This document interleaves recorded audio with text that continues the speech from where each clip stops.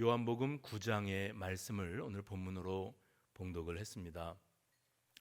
요한복음 5장이나 또한 요한복음 8장, 그러니까 오늘 우리가 읽은 요한복음 9장의 앞부분에는 특별한 장면들이 지나갔는데, 이 장면들이 이렇게 누적되면서 오늘 본문의 상황에 이르렀다고 하는 것을 여러분이 미리 염두에 두실 필요가 있겠습니다.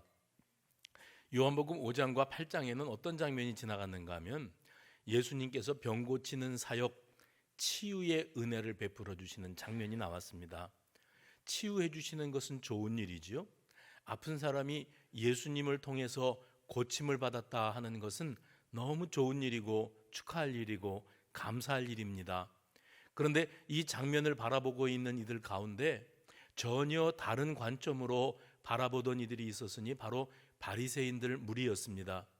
저들은 철저한 율법주의자들로서 하나님께서 주신 계명과 규례, 이 율법을 어기는 것을 정죄함으로 자기들이 상대적으로 의로운 자리에 있다고 하는 것을 과시하는 데 치중하던 그런 종교 지도자들이었습니다.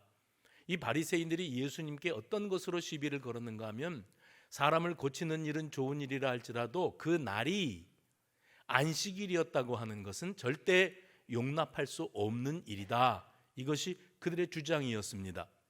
그래서 예수님께서 안식일에 병 고치시는 일을 하셨다는 것 때문에 그들은 시비를 걸었고, 또 이 일을 문제 제기를 했고, 또 이걸로 예수님을 핍박하기 시작했고, 심지어는 이것을 통해서 예수를 죽이고자 하는 결정까지 내리게 되어집니다. 이 장면들이 이어지는 가운데 오늘 요한복음 9장으로 들어온 겁니다.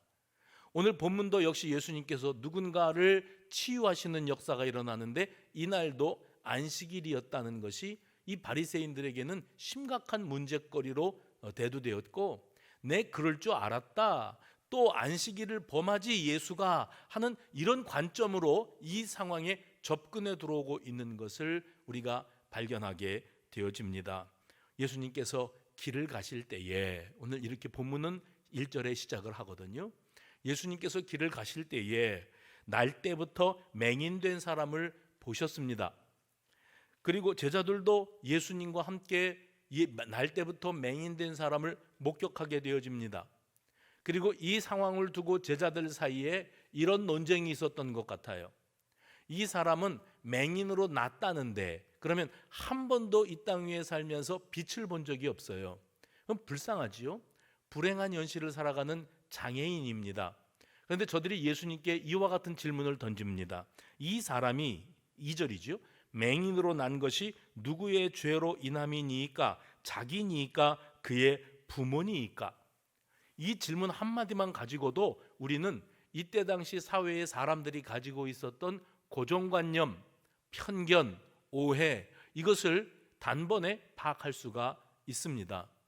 이때 당시에 사람들이 가지고 있는 관념이 무엇이었는가 하면, 누군가가 어떤 연유로든지 불행한 일을 만났다 하면 이 일을 두고 나름대로 자기들의 잣대를 가지고 판단을 하는 거예요.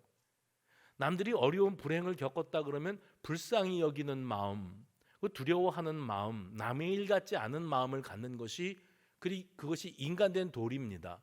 그런데 이때 당시에 사람들은 자기와는 전혀 상관이 없는 일로 바라보면서 남들이 겪는 이 불행의 결과를 어떤 원인에서부터 비롯된 것이라고 여겼는데, 그것이 죄값이다. 죄값이다. 우리 어르신들도 자신이나 자신의 자녀들이 힘든 상황을 겪으면 이게 다 내가 죄가 많아서 그래, 이렇게들 흔히 말씀하시지 않아요?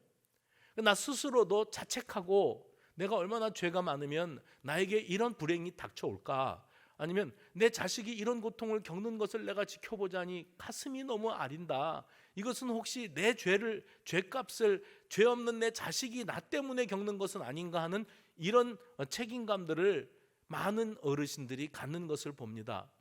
근데 이때 당시 유대 사회가 아주 흡사했어요. 이 사람들은 바라볼 때 누군가 고통과 어려움과 불행 가운데 살아가고 있는 모습을 바라보면, 너는 오죽 죄가 많으면 그런 일을 겪냐, 남들이 볼 때는 선비인 것처럼, 의로운 사람인 것처럼, 거룩한 것처럼, 깨끗하고 법 없이도 살 것처럼 보여지더니 네가 이런 일을 겪는 것을 보니까 네가 숨은 죄, 숨겨놓은 죄가 참 많구나. 그건 감출 수가 없지. 왜냐하면 하나님이 이렇게 죄를 심판하심으로 너에게 고통을 안겨주시는 모습을 만천하에 드러나게 하심으로 네가 죄인이라는 것을 증명해 보이시지 않냐. 그러니 너는 회개해라. 이것이 사람들이 가지고 있는 관점이에요. 예전에 어른들이 흔히 하셨잖아요. 손가락질하면 손가락 하나는 상대방을 향하지만 나머지는 나를 향하고 있다고. 자신을 생각할 줄 모르는 거지요. 제자들 사이에 어떤 논쟁이 있었는가 하면 이 사람은 날 때부터 세상을 본 적이 없다. 그러면 태어났는데 맹인으로 태어났어요. 참 딱하지요. 그런데 저들이 가지고 있는 결론은 뭐냐면 이 맹인으로 태어난 결과는 죄값이다. 그러면 이 죄값은 누구의 죄값이냐? 그러면 이 사람이 엄마 태중에 있을 때, 그러니까 태아였을 때, 엄마 태중에서 태아였던 시절에 죄를 저질렀기 때문에 맹인으로 태어났냐? 어떤 사람들이, 제자들의 의견이 나뉜 겁니다. 어떤 사람들이 어떻게 아무것도 모르는 태아가 죄를 짓냐? 그건 있을 수 없는 얘기고, 이 아이가 맹인으로 태어난 것은 누군가의 죄 때문인데 태아였을 때의 죄가 아니고 그 부모가 저지른 죄값을 이 자식이 이런 불행을 안고 태어남으로써 이렇게 드러나게 되어지는 것이다. 논쟁을 하게 돼요. 그러니까 예수님께 단도직입적으로 묻습니다. 자기들은 이미 결론을 가지고 있어요. 불행은 죄값이다. 이 사람이 맹인으로 태어난 건 누군가의 죄 때문인데 자기 죄인가 부모의 죄인가 이것만 대답하시면 돼요. 예수님 복잡할 거 하나도 없습니다. 본인이 죄가 있어서 그렇게 태어났다고 하시던가 아니면 부모의 죄 때문에 그렇게 태어났다고 말씀하시면 이 상황은 끝나는 겁니다. 아주 간단한 질문이에요, 예수님. 그때 예수님께서 이 질문을 이렇게 듣고 계실 때 그들이 가지고 있는 이 상황을 판단하는 판단 기준, 가치 기준에 대해서 예수님이 알고 계셨습니다. 그래서 다른 이가 겪는 불행에 대해서 당시 사회가 가지고 있었던, 그러니까 제자들뿐만이 아니었다는 거죠. 이때 당시에 사람들이 가지고 있었던 오해와 편견이 어려움을 겪고 있는 당사자, 불행을 만난 당사자에게 얼마나 큰 상처와 아픔이 되겠는지, 혹은 그 가족들이요, 그 가족들이 겪고 있는 그 아픔은 얼마나 대단한 상처가 되겠는지에 대해서 이 사람들은 전혀 고려가 없습니다. 그리고 아주 냉정하고 무자비하게 정죄, 죄값이야, 불행은 죄값이야 라고 하는 이 한마디의 명제를 가지고 예수님께 그렇게 질문을 던지고 그 불행을 만난 날 때부터 맹인이 된 이 사람에게 들이대는 거지요. 그런데 여러분, 이 상황을 한번 냉정히 생각해 보십시오. 불행을 만난 사람은 왜 나만 이런 고통을 겪어야 해? 내가 얼마나 죄가 많으면 이런 일을 당하는 거야? 당시 사회의 통념이기 때문에 본인도 참 아픈 가슴을 안고 살아갈 수밖에 없는 데다가 누가 뭐라고 하지 않아도 내가 참 괴로운데 사람들이 나를 바라보는 시선이 따가워요.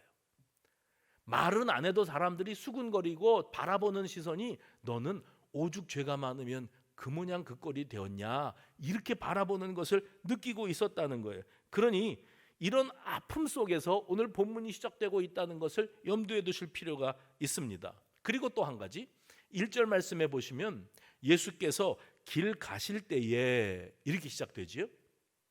이제 제가 2주 전에도 지난주에도 어떤 사건이 일어난 다음에 거꾸로 거슬러 올라가서 예수님이 움직이고 계시는, 또 말씀하고 계시는 것을 다시 들여다보면 예수님이 무엇을 위하여 그렇게 움직이셨고 그 배에 탔고 그렇게 말씀하셨는지를 우리가 넉넉히 짐작할 수 있다고 그랬어요. 2주 전에는 예수님께서 제자들과 함께 배에 오르시지요. 그리고 배 뒤편으로 가서 주무셨습니다. 그때 예수님께서 제자들에게 바다 건너 저편으로 가자, 그 말씀의 제목이었어요. 바다 건너 저편으로 가자 했습니다. 그러니까 예수님이 바라보고 계시는 곳은 저편이에요. 그리고 제자들과 함께 그 배를 타고 저편으로 가시면 만나야 될 사람들이 있는 거예요. 그런데 성경은 그 장면을 뒤로 하고 일단 이 예수님이 함께 제자들과 탄 배가 거친 바람이 불어오고 풍랑이 일어나서 파선 직전에 몰려있는 상황으로 갑니다. 제자들이 예수님을 흔들어 깨웠지요. 예수님, 예수님, 좀 일어나 보십시오. 이러고 계실 때가 아닙니다. 우리가 다 죽게 된 것을 돌아보지 아니하십니까? 그때 예수님께서 일어나셔서 바람과 파도를 꾸짖으시고 제자들을 꾸짖으셨다 그랬습니다. 너희가 왜 믿음이 없느냐? 그런데 왜 그 말씀을 하셨다 그랬죠? 예수님이 가시는 곳은 저편이에요. 여기서 풍랑을 만나든지 배가 난파가 직전으로 몰리든지 그게 중요한 게 아니고 예수님은 저편, 그 저편에 누가 기다리고 있어요? 예수님이 가서 만나야 될 사람이 있습니다. 거라사 지방에 당도해서 군대 귀신에 사로잡혀서 자신의 의지와 상관없이 부끄러운 줄도 모르고 날뛰고 사람들을 괴롭히던 그런 귀신 들린 사람이 거기 거라사 지방에 있었어요. 거기서 다시 배 타고 가시면 야이로라고 하는 회당장의 딸이 다 죽어가다가 죽어요. 그 딸을 고치기 위해서 예수님 가시는 길에 12년 동안 혈루증을 앓던 여인을 만나요. 이 여인이 예수님 옷자락만 만지고서도 치유함을 받는 역사가 일어납니다. 그러면 예수님께서 바다 건너 저편으로 가자 했을 때 그 저편에서 하실 일이 있고 만나야 될 사람이 있는데 다 문제가 있는 사람들, 귀신에 사로잡히거나 육신의 질병에 들거나 다 죽어가는 이런 사람들이 예수님을 기다리고 있는 거예요. 아니, 예수님이 그들을 찾아가서 만나 주셔야 되는 거예요. 지금 이 풍랑의 상황밖에는 안 보이는 제자들에게 예수님이 너희가 왜 믿음이 없냐고 말씀하셨지요. 다시 이 본문으로 돌아와 보면 예수님께서 움직이시는 동선이 있습니다.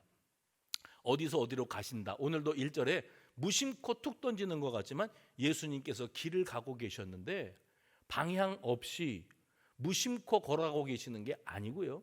오늘 날 때부터 맹인된 이 사람을 만나러 가고 계시는 길인 줄로 믿으시기 바랍니다.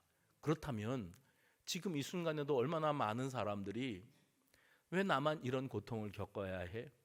나만 외롭고 나만 병들고 나만 가난하고 나만 되는 일이 없고 앞길이 막히고 사람들에게 이용당하고 배신당하고 또 상처와 손해를 입고 고통 가운데 살아갈 때 이게 죄값인가? 내 조상의 죄값인가? 내가 죄가 많아서 이런 일을 겪어야 하는가? 남달리 나는 왜 이렇게 고통과 고난 가운데 걸어가야 하는가 하고 있는 어떤 사람, 오늘 이 성전에 들어와 앉아있는 어떤 사람이든지 아니면 이 성전 밖에서 헤매이고 돌아다니고 있는 어떤 사람이든지 예수님은 그를 만나시기 위해서 그를 찾아가시고 계시다고 하는 사실을 기억할 때 오늘 이 자리에 있는 저와 여러분도 내가 예수님을 만나러 여기 와 앉아있는 게 아니라 이 어두운 세상 가운데 억눌림과 고통 가운데 흑암 가운데 헤매이고 있는 저와 여러분을 예수님이 만나주시기 위해서 이 땅 위에 인간의 몸을 입고 찾아오신 것임을 믿는 저와 여러분이 되어지시기를 바랍니다. 사실 오늘 요한복음 9장은 전체가 다 이 날 때부터 소경 맹인이었던 사람과 관련된 이야기로 꽉 차 있습니다. 1절부터 12절까지는 맹인으로 태어난 이 사람을 예수님이 만나시고 그를 고쳐주시지요. 그리고 13절부터 34절은 이 사람이 고침받은 날이 안식일이었다는 거예요. 왜 안식일 날 사람을 고치는 일을 하느냐고, 이 일을 가지고 바리새인들이 문제를 제기합니다. 이 부분에서 날 때부터 맹인되었던 사람을 고쳐주신 이 사건을 가지고 어떤 사람들은, 유대인들 중에 어떤 사람들은 유대인의 규례를 어겼으니까, 하나님이 주시는 계명과 규례를 정면으로 배치되는 행위를 했으니까 이 예수는 하나님이 보내신 사람일 수가 없다, 이렇게 주장을 하는 사람들이 있었고, 하나님이 보내신 자가 아니라면 어떻게 이런 초자연적인 이적을 베풀 수가 있었겠느냐 하는 이들이 있었어요. 이런 의견의 충돌이 있었고 다툼이 있었고 이 두 가지의 의견이 팽팽하게 대립각을 이루고 있었습니다. 그래서 그 두 가지 의견 때문에 저들 가운데 분쟁이 일어났다. 시작은 뭐죠? 맹인되었던 사람을 예수님이 안식일 날 고쳐주셨다는 이 상황 하나를 두고 사람들이 분란이 일어났다. 16절에 기록이 되고 있습니다. 그리고 35절에서 마지막 41절까지 맹인이었던 이 사람 예수님의 명을 따라 순종함으로 깨끗이 눈을 뜨게 되어진 이 사람을 예수님이 다시 만나주시고 그에게 교훈하시는 것으로 요한복음 9장은 마무리가 됩니다. 그렇죠? 요한복음 9장은 전체가 다 맹인이었다가 눈뜬 사람과 관련된 장면들로 이어지고 있습니다. 다시 본문으로 들어오면 오늘 본문은 1절부터 12절까지만 읽었습니다. 예수님께 이 사람이 맹인으로 난 것이 누구 죄 때문이냐고 질문하는 제자들의 질문에 대하여 예수님이 대답을 하시지요. 3절, 이 사람이나 그 부모의 죄로 인한 것이 아니라 그에게서 어떤 일이요? 하나님이 하시는 일을 나타내고자 하심이라. 모든 불행은 그 원인이 불행을 겪은 당사자, 그 사람이 지은 죄 때문이라. 이런 고정관념이 여지없이 무너지게 만드시는 장면이 오늘 본문에 등장하고 있는 겁니다. 누가복음 13장에 보면 이런 사건이 지나가요. 총독 빌라도가 반역 혐의가 있는 이 유대인들, 갈릴리 사람들을 잡아서 그 피를 그 제물에 섞은 일에 대해서 예수님께 사람들이 질문을 던집니다. 그러니까 이 예수님께 사람들이 질문을 던지는 이 상황을 통해서 우리가 이때 이런 사건이 있었구나 하는 것을 언뜻 정보를 얻을 수가 있죠. 그때 일어난 사건이 뭐였냐면은 빌라도가 총독으로 있는 이 지역에 반역 사건이 있었습니다. 반역을 모의했던 사람들이 그 일이 사전에 발각이 되어서 전체가 다 체포가 되었어요. 근데 이 사람들이 갈릴리 사람들이었는데 이 사람들이 처형을 당합니다. 반역 모의자들을 처형하는 것은 권력자들이 가지고 있는 행하는 많은 그 행위들 가운데에서 아주 중요한 한 장면입니다. 왜 그렇지요? 내가 권세를 가지고 리더십을 쓰고 있는데 그런데 여기에 반기를 들고 반역을 모의하는 사람들은 없애야 돼요. 왜라도 없애야 되는가 하면 본때를 보여줘야 되니까. 본을 보여서 내 권세에 도전하는 자들은 다 이렇게 된다 하는 것으로 그 반역 모의자들을 처치했어요. 그리고 그들의 피를 제단의 제사 제물과 동물의 피와 함께 섞어버렸어요. 이 일로 사람들에게 공포정치, 두려움을 심어주는 거예요. 또 다시 이런 계획을 짜는 자들은 내 이와 같이 만들 것이야 하는 거지요.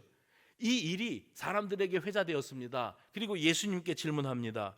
그때에 예수님이 뭐라고 대답하시는가 하면 너희는 누가복음 13장 2절 3절이요. 너희는 이 갈릴리 사람들이 이같이 해 받음으로 다른 모든 갈릴리 사람보다 죄가 더 있는 줄 아니냐? 아니라 너희도 만일 회개하지 아니하면 다 이와 같이 망하리라. 이건 분명히 어떤 정치적인 모의였고 그리고 반역 사건이었는데 이 일로 말미암아 죽임을 당한 사람들이 뭐 억울하게 죽었든지 자기들의 죄 때문에 죄값으로 죽었든지 어쨌든 다 죽었으니까 불행한 종말이다 이렇게 여겨지지 않겠습니까? 그런데 사람들이 예수님 이런 일이 다 있었습니다.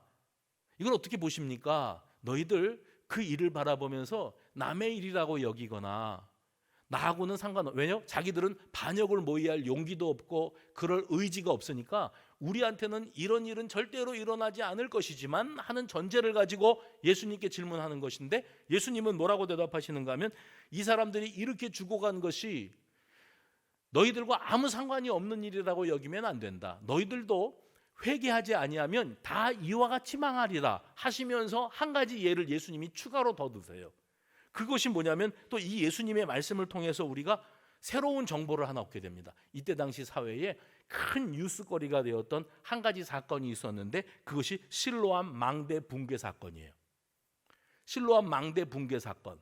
그래서 이 사건으로 말미암아 죽은 사람이 18명이었대요. 사람들이 일을 하면서 부실공사를 했던지 아니면 그 망대에는 뭐 한 10명까지만 올라갈 수 있는데 뭘 볼 게 있는지 18명이나 기어 올라갔었든지 사상자가 아니라 사망자가 18명이면 우리 일반적으로 뉴스에 나올 때는 사상자 나오잖아요. 죽은 자와 다친 자. 그럼 사상자로 치면 18명이 목숨을 잃을 정도면 그 망대에 매달려 있던 사람 한 30명이나 50명쯤은 더 많이 다치지 않았을까 짐작이 가요. 근데 이런 일이 있었다는 겁니다. 그래서 예수님이 이런 말씀을 하세요. 실로암에서 망대가 무너져서 치여 죽은 18사람이 예루살렘에 거한 다른 모든 사람보다 죄가 더 있는 줄 아느냐? 아니라 너희도 만일 회개하지 아니하면 다 이와 같이 망하리라. 2번 똑같은 말씀을 하셨죠? 너희도 만일 회개하지 아니하면 다 이와 같이 망하리라. 너희가 정치하는 사람들에게 반기를 들고 반역을 할 의도, 그런 모의를 할 용기도 없고 능력도 안 되고 그럴 일이 절대 없다고 할지라도, 아니 너희가 망대에 기어 올라갔다가 사건 사고로 말미암아 목숨을 잃거나 다치는 일을 겪을 사람이 아니라고 여긴다고 할지라도 너희들이 회개하지 아니하면 다 이와 같이 되리라, 이와 같이 망하리라. 2번이나 그렇게 말씀하셨어요. 하나는 사고입니다. 또 하나는 뭐 불행한 정치적인 모의를 하다가 불행한 종말을 맞이하게 된 거겠지요. 근데 이런 일이 겪게 되었을 때 사람들은 생각하기를 이 사람들은 사고를 당해서 소중한 목숨을 잃었다. 그런데 그것은 그들이 지은 남다른 죄가 있었기에, 그 망대에 올라간 게 죄가 아니고 거기에 올라갔다 죽을 수밖에 없는 운명, 그렇게 운명지어질 어떤 죄가 숨겨진 것이 있었기 때문에 그런 불행한 결과를 만난 것이다, 이렇게 바라봤어요. 이게 이때 당시 사회 사람들이 가지고 있었던 통념입니다. 저 사람이 날 때부터 소경으로 태어난 것은 자기 잘못 아니면 부모의 잘못, 죄값이다, 이렇게 여기는 것과 다르지 않습니다. 그런데 예수님의 판단은 전혀 다릅니다. 사고는 언제나 일어날 수 있고 누구에게나 일어날 수 있다. 누가 불행한 일을 겪으면 평가하려고 들지 마라. 함부로 판단하지 마라. 함부로 말하지 마라. 왜냐하면 그 모습을 통해서 네가 다른 일들이 겪는 일을 바라보면서 항상 떠올려야 될 것은 나도. 해봅시다. 나도예요. 돌이켜봐야 됩니다. 회개해야 됩니다. 왜요? 깨닫고 내 깨달음으로 바라보면서, 이 장면을 바라보면서 누구 탓을 하거나 누구 잘못 때문이라거나 아니면 혀를 끌끌 차면서 왜 그러게 그랬느냐고 말하기 이전에 하나님이 이 장면을 내게 비춰주시면서 내게 들려주시고자 하시는 확고부동한 메시지가 있다. 이거 깨달으라고 이 사람들을 너희들에게 보여주시는, 이런 장면과 이런 불행을 너에게 비춰주시는 것. 너는 이거는 나는 절대 그럴 사람이 아니고 나하고는 아무 상관도 없는 일이라고 여기다가 회개하라고 보여주시는 하나님의 그 확고부동한 메시지를 놓치면 너 또한 이와 같이 망할 수밖에 없다. 이게 매우 무서운 말씀이고 이 시대를 향한 예수님의 경종이었어요. 지금 우리 시대를 향하여 우리 예수님이 들려주시고 계시는 음성일 수 있습니다. 이걸 바라보면서 이것은 그 사람들이 겪을 수밖에 없었던 그들의 죄에 대한 그들의 죄값, 대가를 지불하는 것이라고만 여길 것이 아니고, 지금 이 순간 나에게도 이런 사고는 일어날 수 있다. 나에게도 이런 질병이 찾아올 수 있어. 이 땅에도 그런 전쟁이 일어날 수 있어. 어떤 바이러스가 찬 거라면 그거는 그 땅의 그 민족에게만 있는 게 아니라 곧 우리에게 쓰나미처럼 밀려오게 될 그런 일이라는 사실을 실감하고 깨닫고 즉시 그 자리에서 회개하지 아니하면 너희 또한 이와 같이 망하리라, 예수님이 말씀하고 계시는 거예요. 그래서 언제 어떤 상황에서 어떤 불행을 바라보거든 즉시 무릎을 꿇어야 돼요. 왜요? 지금 이 순간 나는 아무렇지도 않고 아무 죄도 없고 이런 불행을 겪을 만한 어떤 요인도 나는 만들어 놓은 것이 아무것도 없는데 라고 여기고 있을 것이 아니라 주님 제게 말씀하고 계시는군요. 이걸 좀 보라고. 사고는 누구에게나 일어날 수 있는 거라고. 질병의 고통은 언제든지 찾아올 수 있는 거라고 나에게 지금 말씀하고 계시는군요. 주님 그렇습니다. 내가 그렇게 사건 사고에 노출되어 있고 내가 그렇게 연약하고 무방비 상태인 죄인이고 연약한 죄인일 뿐입니다 하고 무릎을 꿇어야지 그의 죄, 이 시대의 아픔 이러고만 여기고 지나갈 일이 아니라고 말씀하고 계시는 겁니다. 여기서 우리가 조심해야 될 오해가 있습니다. 그것은 남의 죄는, 남의 불행은 그런 심판으로 찾아온다고 여기면서 나의 죄, 숨겨진 죄지요. 제가 누누이 말씀드립니다. 이 세상에는 죄 없는 사람이 아무도 없어요. 들킨 죄인들은 감옥에 가 있고 뉴스의 주인공이 되고, 아직 안 들킨 저와 여러분은 마치 죄 없는 것처럼 비춰져도 우리의 양심이 알지 않습니까?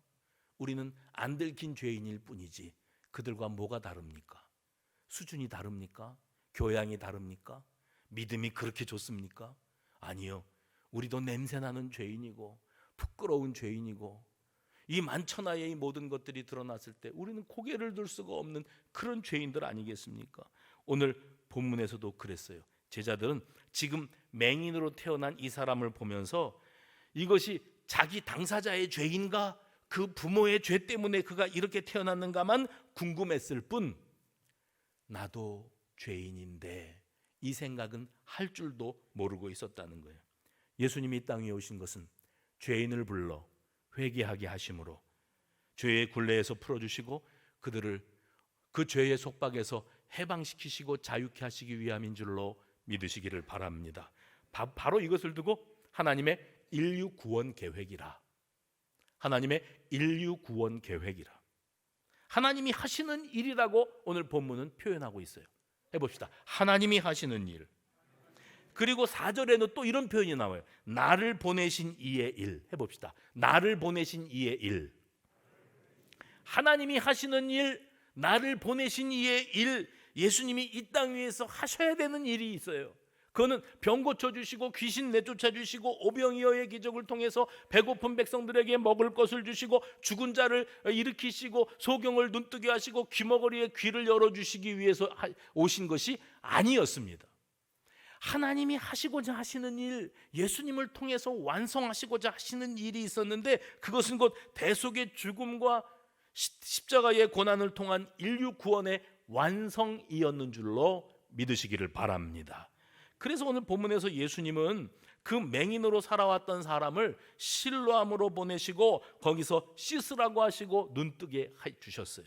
여기서 이 실로암은 뜻이 무엇이라고 되어 있는가 하면 각주도 아니고 거기에 구체적으로 실로암은 보내심을 받았다는 뜻이라 이렇게 추가 설명이 되어져 있어요.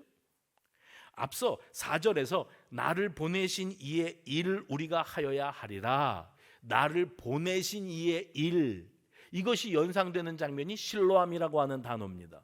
실로암이라는 단어는 보냄을 받았다. 예수님은 하나님의 보내심을 받고 이 땅 위에 우리를 구원하시기 위하여 찾아와 주신 분. 아까 제가 그랬죠?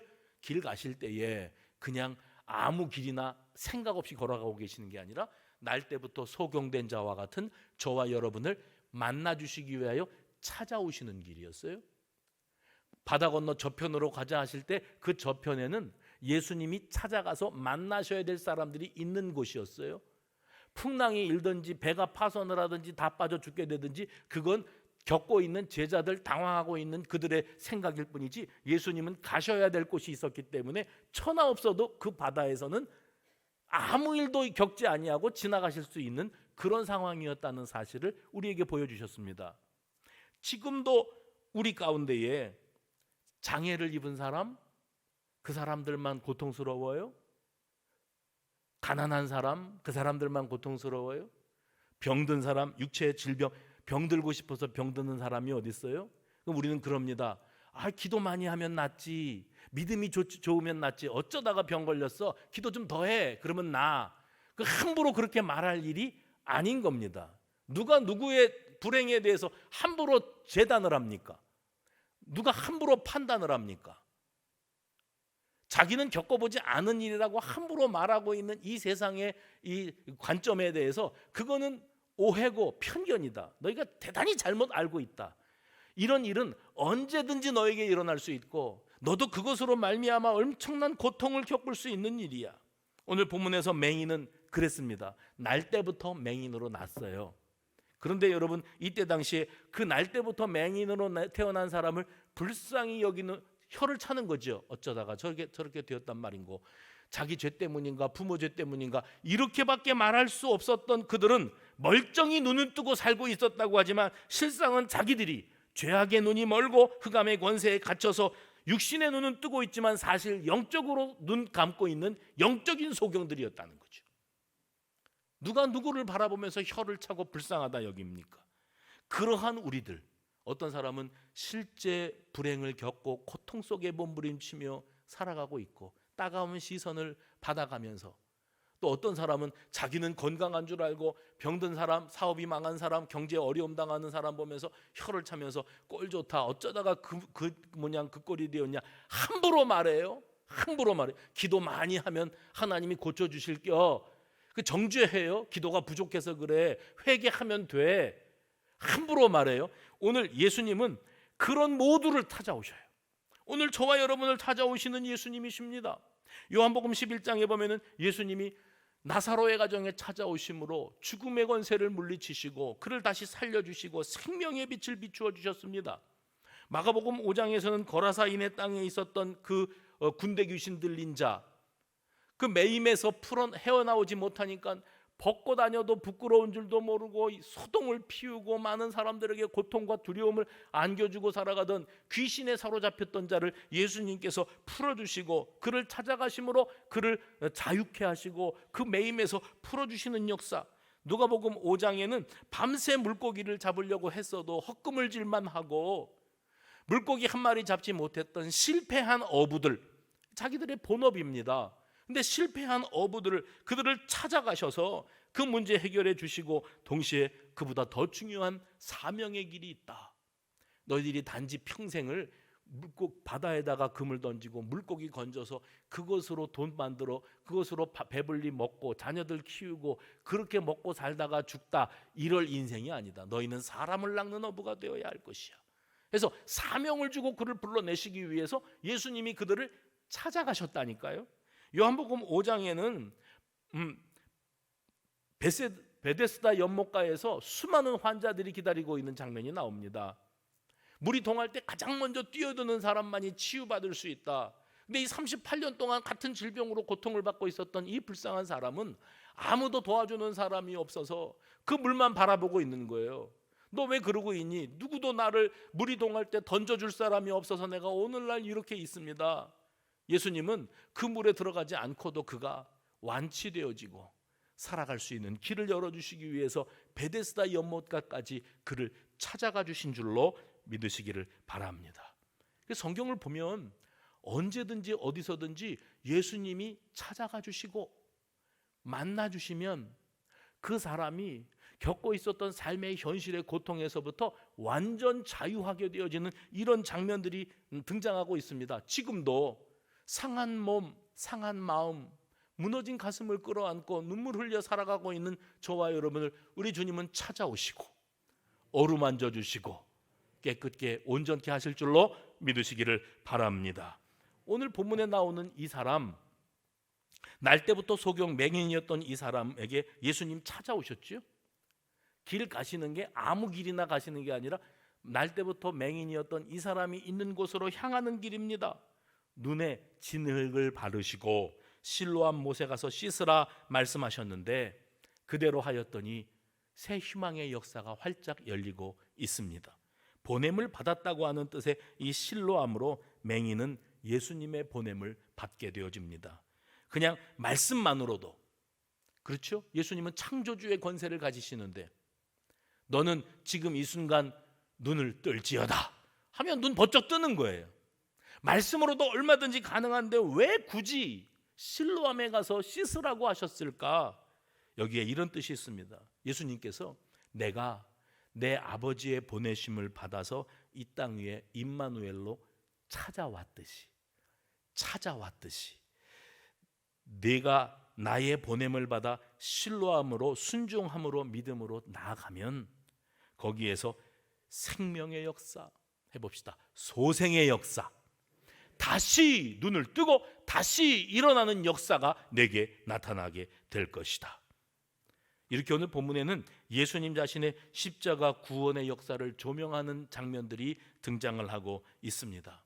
보내심을 받았다거나 실로암이라거나 맹인이라거나 그에게 빛이 비추어졌다거나 이런 이 장면들을 통해서 단지 날 때부터 맹인이었던 어떤 사람이 예수님 만나서 실로암 못에 가서 씻어서 눈 떴다. 그러니까 이전에 귀신을 내쫓으신 사건도 있었고 오병이어의 기적도 있었고 여러 가지 안진뱅이도 일어나고 있었던 것처럼 한 맹인이 예수님 덕분에 눈 떴다. 지금 오늘 이 사건은 그걸 우리에게 들려주려고 하시는 말씀이 아닙니다. 하나의 이적이 일어난 것으로 그치는 것이 아니라 지금 이 세상에 생존을 위해서 얼마나 처절하게 살아가고 있는 이 세상 사람들, 제자들의 모습은 다 우리들의 모습이에요. 이러한 사람들을 향하여 날 때부터 맹인되었던 사람을 바라보는 그들의 관점 딱하지요. 불쌍합니다. 그런데 그걸 그의 일로 이만치 떼어놓고 바라보는 거예요. 어쩌다 너는 그렇게 됐냐? 왜요? 나는 그럴 일이 없거든요. 나는 낳았더니 세상의 아름다움을 다 볼 수 있도록 눈을 멀쩡하게 뜨고 태어났거든요. 나는 세상의 권세의 반역을 모의하다가 잡혀서 비참하게 죽을 그럴 일은 없거든요. 나는 높은 망대 이런 데 기어 올라갈 일도 없는 사람이거든요. 남의 일이에요. 그건 나하고는 상관이 없는, 절대 나에겐 그런 일은 없어요. 예수님이 너도 만일 회개하지 아니하면 이와 같이 망하리라, 이와 같이 되리라. 이게 뭐예요? 이 모든 것은 우연히 네게 뉴스로 들려지는 소식이 아니라 다 너 보라고, 너 깨달으라고, 너 회개하라고, 아멘이라도 하라고 들려주시는 음성인 줄로 믿으시기를 바랍니다. 그래서 사람들이 여기에 예수님이 이적을 행하신 날이 안식일이었다는 것 때문에 논쟁하고 시비 걸고 이런 것밖에는 할 줄 몰랐던 이 사람, 그런데 예수님은 바로 그 사람을 찾아와 주셨고 그의 병든 몸과 상한 영혼을 어루만져 주셨습니다. 제가 한 달 전쯤에 말씀을 전하면서 이런 말씀을 들려드렸던 기억이 있어요. 성경에 보면 천형이라고 불리우는 두 가지 질병이 있었어요. 지금은 다 그렇게 심각하지 않은데 그때 당시에는 못 고칠 병이었기 때문에 천형이라고 그랬어요. 하늘이 내리는 벌이라. 이게 뭐냐면 하나는 나병, 문둥병이고 하나는 중풍병이었어요. 이거는 고침을 받을 길이 없다, 치료받을 길이 없다. 그러면 평생을 그렇게 살다가 죽어야 되는데 이거는 하나님이 심판하신 것이다, 벌 받은 거다, 이렇게 사람들이 여기고 있었습니다. 한 중풍병자가 있었는데 예수님께서 나병에 걸린 사람을 치유하셨다는 소문을 듣고 나병도 천형이고 나 중풍병도 천형인데 그 사람을 고치셨다면 나도 치료해 주실 수 있겠다. 그래서 친구들의 도움을 받아가지고 예수님 계신 곳에 지붕을 뜯어내고 친구들을 통해서 그가 예수님 앞으로 달아 내리워지는 일이 있었어요. 이 사람을 바라보고 예수님께서 네가 네 중풍병에서 나 걸어갈지어다 이러시면 끝나는 거거든요. 얼마나 확실합니까? 근데 예수님이 그 중풍병자가 내려오는 모습을 보고 뭐라고 말씀하셨는가 하면 소자야 안심하라, 내 죄가 사함을 받았느니라. 그 병 고치는 게 문제라서 거기 내려온 사람한테 네가 죄 사함을 받았다, 고통스러워 평생을 내가 이 중풍병에서만 나아서 마음껏 사지를 쓸 수만 있다면 세상에 부러울 게 없겠다 싶었던 이 사람에게 죄사함을 선언하는 게 왜 그렇게 급했을까요? 여기에 죄와 죄책감에 대한 용서의 선언을 통해서 그가 매여 있었던 그 마음, 육신의 부자유함보다 더 심각한 게 죄책감이거든요. 그 매여 있었던 마음에 자유와 소망을 심어주시기를 원하셨던 예수님의 마음을 읽을 줄 알아야 돼요. 우리는 죄책감에 사로잡혀서 자유를 빼앗긴 삶을 삽니다. 그래서 내 가족이나 내 자손이나 나 자신에게 어렵고 힘든 일, 곤란한 일이 벌어졌을 때 내가 죄가 많아서 내 죄값으로 이렇게 자책하는 우리들을 향해 아무개야 두려워 마라, 나는 내가 땅 끝에 있을 때에, 땅 모퉁이에 가 있을 때에 거기 있는 너를 다시 찾고 불러낸 너의 하나님 여호와다. 그렇게 찾아와서 붙들어 주시는, 찾아와서 오른손 내밀어 우리의 오른손을 꽉 붙들어 주시는 예수님을 꽉 붙들고 살아가라고 그때 말씀을 드렸던 기억이 있어요. 오늘 본문에도 날 때부터 맹인으로 태어난 이 사람을 찾아와 주시고 그 고독과 세상의 편견과 오해의 시선으로부터 어쩔 수 없이 힘들게 살아갈 수밖에 없는 그에게 인생의 서광, 빛을 비추어 주신 분이 우리 예수님이셨음을 기억하시기 바랍니다. 어쩌면 이때의 이 맹인은 이 사회가 자기를 바라보고 있는 그 죄값이라고 하는 정죄, 편견으로 말미암아 어쩔 수 없이 숨어 지낼 수밖에 없었던 사람이었는지도 몰라요. 저는 이런 생각도 해봤습니다. 예수님 계시던 당시에 맹인으로 사는 사람이 이 사람 하나뿐이었겠는가? 아니, 날 때부터 맹인이었던 사람도 이 사람 하나뿐이었겠는가? 이 사람만의 고통이 아니에요. 이때 당시에 맹인으로 사는 사람들이 다 그렇게 시대의 손가락질을 당하고 살았고, 날 때부터 맹인이었던 사람은 아마 예수님의 제자들이 아니어도 누군가의 입술을 통해서 그거는 네 죄 때문이냐, 니네 부모 죄 때문이냐, 어쩌다 그렇게 되었냐 하고 가슴 헤집어 놓는 그런 소리를 듣고 살아야만 했을지도 모르겠어요. 주님은 이러한 만남을 통해서 모든 병든 자들을 다 빠짐없이 고쳐주시고 모든 맹인들을 다 눈뜨게 해주신 것은 아니었지만은 실제로 맹인일 뿐만 아니라 이 시대에 영적인 맹인, 육신의 눈은 멀쩡하게 뜨고 있지만 함부로 말하고 함부로 판단하고 함부로 정죄하고 함부로 행동하는 이런 자들을 향해서 중요한 메시지를 던지고 계십니다. 잘 들으십시오. 이 세상에는 하나님이 사용하시는 질병이 있다. 이 세상에는 하나님이 쓰시는 아픔이 있다. 이 세상에는 하나님이 사용하시는 실패가 있다. 이 세상에 하나님이 사용하시는 상처가 있어. 이 세상에는 하나님이 쓰시는 은사가 있고 하나님이 쓰시는 고난이 있다. 너희는 이걸 모르기에 오해와 편견에 사로잡혀 내 일 아니라고 남의 일이라고 함부로 말하고 사는구나. 사고는 누구에게나 일어날 수 있다. 그건 그 사람만의 불행이 아니야. 하나님이 이 일을 통하여 이 시대에게 말씀하고 계시는 그 세미한 음성을 왜 못 듣느냐? 왜 깨닫지 못하느냐? 그가 이렇게 된 것은 이렇게 된 게 뭐예요? 기대를 걸었는데 낙방했어요. 이번에 승진될 줄 알았는데 또 안 됐어요. 장애를 입고 태어났어요. 경제 위기를 만났어요. 생각지도 못했던 질병. 꼭 왜 제가 이번에도 1000번의 죽음이 알려주는 내 것에 대한 책을 소개했잖아요. 그 책을 읽으면서 의사가 하는 말이 뭔지 아세요? 호스피스 의사가 사람이 언제 병들어 사형 선고를 받냐면 이제부터 먹고 살만할 때, 이제부터 노후를 행복하게 돈 쓰면서 살아야지 하는 때 문제가 터진대요.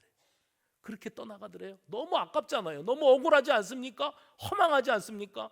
이제부터 그렇게 수고하고 살았는데 이제부터 효도도 좀 받고 누리고 살아야 되는데 병에 걸리는 거예요. 그리고 사형 선고 받는 거예요. 이게 인생이더라는 거예요. 이런 일들을 바라보면서 주님은 대답해 주셨어요. 하나님이 하시는 일을 나타내고자 하심이라. 하나님이 하시는 일, 이게 깨달아진다면 왜 내 인생은 베데스다 연못가에서 한평생을 기회만 기다리고 한 번도 거기 뛰어들어가 보지를 못하고 살다가 이렇게 끝나가는가 싶었던 우리에게 답을 주시는 거예요. 하나님이 하시고자 하시는 일이 있다. 그것은 내가 가난했다가 부자 되고 병들었다가 치유되고 실패했다가 성공하는 그것을 주시기 위한 것이 아니야. 네 영혼이 살고, 할렐루야, 우리가 이 죄와 흑암의 권세에 매여 살던 우리가 자유케 하시기 위하여 주님이 우리를 찾아와 주신 사건, 나를 만나 주시는 사건, 이것을 우리에게 펼쳐 보여주시기를 원하셨다는 겁니다. 오늘 보면 7절 후반절에 보면 아주 속 시원한 말씀이 하나 나와요. 7절 후반, 이에 가서 씻고 밝은 눈으로 왔더라. 오해와 편견에서 벗어나 이것도 하나님이 하시는 일이었다는 것을 나타내셨다고 예수님이 보여주시는 거예요. 그리고 나를 보내시는 이의 일을 하셨다고 말씀하셨습니다. 앞에서는 하나님이 하시는 일이라 그랬죠. 한 사람의 맹인이 눈을 뜨는 일일 뿐만 아니라 인류를 구원하시기 위해서 예수님을 십자가에 내어주심으로 그 구원 계획을 이루고자 하시는 일이 하나님이 하시는 일이에요. 뒤에는 나를 보내신 이의 일 이렇게 되어 있죠. 십자가 대속의 피를 통한 인류 구원의 완성을 보여주시겠다고 말씀하시는 겁니다. 사람들은 맹인을 향해서 편견과 오해를 품고 살았듯이 예수님을 향해서도 상습적으로 안식일에 일한다고, 사람들의 마음을 빼앗으려고 별 희한한 짓거리를 다 한다고, 그런 색안경을 끼고 비판하는 말을 거둘 생각이 없었습니다. 그리고 결국에는 그 모든 비판들이 쌓이고 쌓여 예수를 없애고자 하는 결정에 이르기까지 되었습니다. 그런데 여러분, 이런 상황에서 예수님으로 인하여 평생에 눈 한 번 못 떠보고 흑암 속에 살 뻔했던 어떤 사람이 예수님으로 말미암아 눈뜬 이 상황을 생각해 보십시오. 사람들은 분명히 너 소경 아니었냐? 맹인이었던 내가 어떻게 눈을 뜨고 있느냐? 이 사람한테 따져 물었어요. 그랬더니 이 사람이 자기에게 일어난 일을 있는 그대로 말했습니다. 그랬더니 바리새인이 이 사람을 데리고 가서 뭐라고 말했는가 하면 안식일에 이런 일을 한 게 문제라고 말했어요. 네가 맹인이었다가 눈 뜬 것은 참 감사하고 다행한 일이지만 이 말 한마디도 없어요. 그냥 안식일에 왜 이런 일을 했느냐고 글쎄 당사자인 맹인이었던 사람에게 이렇게 말하면서 뭐라고까지 했는 줄 아세요? 18절 말씀 보시면 그가 맹인으로 있다가 보게 된 것을 믿지 아니하고 혹시 그동안 맹인이 아닌데 맹인 노릇을 한 것이 아니었는지 의구심을 품었다. 당사자를 불러서 예수 얘기는 하지 말고 24절에 하나님께만 영광 돌려라. 그렇게 당부해 놨어요. 예수님 부활하셨을 때 별 얘기들이 다 돌았습니다. 근데 그 중에 하나가 뭔지 아세요? 시체 도난 사건이에요. 누가 예수님 부활한다 하더니 정말 죽으시니까 제자들 중에 누가 이걸 기정사실로 만들기 위해서 예수 시체를 빼돌렸다. 누구냐 도대체? 단정을 하고. 그러니까 사람이 오해와 편견, 한 가지 편향된 쪽으로만 가면은요 자기 결론을 딱 내려버립니다. 이건 이거다. 볼 것 없다. 이건 이거다. 그러면 이건 이것이어야 되기 때문에 그 앞에 정황들을 다 짜집게 하는 거예요. 없는 일도 만들고 가짜를 만들고 뉴스를 양산하고 그러는 거예요. 이게 세상입니다. 그래서 여러분이 지금 헷갈리시고 계시는 겁니다. 이쪽 얘기 들어보면 이 말이 맞는 것 같고 저쪽 얘기 들으면 저 말이 맞는 것 같고 세상이 그렇게 무서운 거예요. 얼마든지 그럴 수 있는 거예요. 그래서 어쨌든지 왜곡시키고자 하는 이 편향된 사고에서 예수는 하나님의 아들일 수가 없어. 우리의 구원자일 수가 없어. 구원자이어서도 안 돼. 그 이유는 그는 율법을 어기고 이 사회의 종교 지도자로서 우리가 가지고 있는 그 기득권을 빼앗아 갈 수 있는 매우 위험천만한 인물이기 때문이지. 그렇기 때문에 예수는 어쨌든지 제거 대상 1호야. 그냥 싫어. 제거 대상 1호야. 그러니까 무슨 누명을 씌워서라도 예수는 죽여 없어야 돼. 이게 이때 당시 사람들이 가지고 있는 편견이었고 그들의 고정관념이었습니다. 그런 그들을 향해서 예수님 말씀하시죠. 너희들은 하나만 알고 둘은 모른다. 그렇죠? 우리 인생이 그렇습니다. 얼마나 편협하고 하나밖에 모르는 인생을 삽니까? 그러나 주님은 바다 건너 저편으로 가자 하실 때 바라보았듯이 길을 거니르셔도 날때부터 소경된 자를 향하여 다가가고 계셨듯이 문제 많고 말 많고 탈 많은 우리들, 뭘 모르는 우리들, 육신의 눈은 멀쩡하게 뜨고 있지만 영적인 소경이 된 채 살아가고 있는 우리들을 사랑하시고 불쌍히 여기시고 살리시기 위하여 이 땅 위에 찾아오셨어요.